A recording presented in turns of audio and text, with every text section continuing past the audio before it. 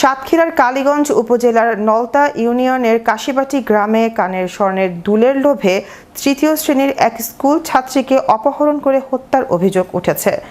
পরে বিক্ষুব্ধ জনতার গণপিটুনিতে অভিযুক্ত এক নারী নিহত হন। সোমবার রাতে এ মর্মান্তিক ঘটনা ঘটে।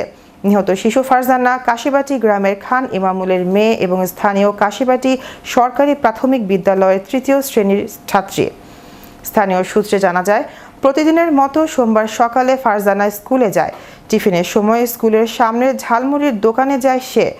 দোকানটি পরিচালনা করতেন আমিরুলের স্ত্রী সুমা বেগম। অভিযোগ রয়েছে, ফারজানার কানে থাকা একজোড়া স্বর্ণের দুলের লোভে সুমা তাকে কৌশলে নিজের বাড়িতে নিয়ে যান। সেখানে প্রথমে শিশুটির হাত পা ও মুখ বেঁধে একটি ওয়ার্ড্রোবের ভেতরে আটকে রাখা হয় এবং পরে তাকে হত্যা করা হয়। এরপর মরদেহটি ওয়ার্ড্রোবের ভেতরেই লুকিয়ে রাখা হয়। স্কুল ছুটির পর ফারজানাকে খুঁজে না পেয়ে পরিবার ও স্বজনরা উদ্বিগ্ন হয়ে পড়েন। বিদ্যালয়ে গিয়ে দেখা যায় তার ব্যাগ ও বই বেঞ্চেই পড়ে রয়েছে। বিকেল থেকে এলাকা জুড়ে মাইকিং করে শিশুটির সন্ধান করা হয়।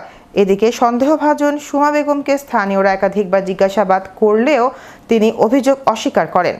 সন্ধ্যার দিকে পুলিশ ঘটনাস্থলে পৌঁছালে এলাকাবাসীর সন্দেহ আরও বেড়ে যায়। পরে স্থানীয়রা সুমার বাড়িতে তল্লাশি চালিয়ে একটি ওয়ার্ড্রোবের ভেতর থেকে ফারজানার মরদেহ উদ্ধার করেন। মরদেহ উদ্ধারের পর উত্তেজিত জনতা সুমা বেগমকে গণপিটুনি দিলে তিনি গুরুতর আহত হন। পরে ঘটনাস্থলে তার মৃত্যু হয়েছে বলে স্থানীয়রা জানান। রাতের দিকে কালীগঞ্জ থানা পুলিশের অতিরিক্ত সদস্য ঘটনাস্থলে পৌঁছে পরিস্থিতি নিয়ন্ত্রণে আনে এবং নিহত শিশু ও অভিযুক্ত নারীর মরদেহ উদ্ধার করে থানায় নিয়ে যায়। ঘটনার পর পুরো এলাকায় শোক ও ক্ষোভের সৃষ্টি হয়েছে। পুলিশ জানিয়েছে, ঘটনাটি তদন্ত করে আইনগত ব্যবস্থা নেওয়া হবে।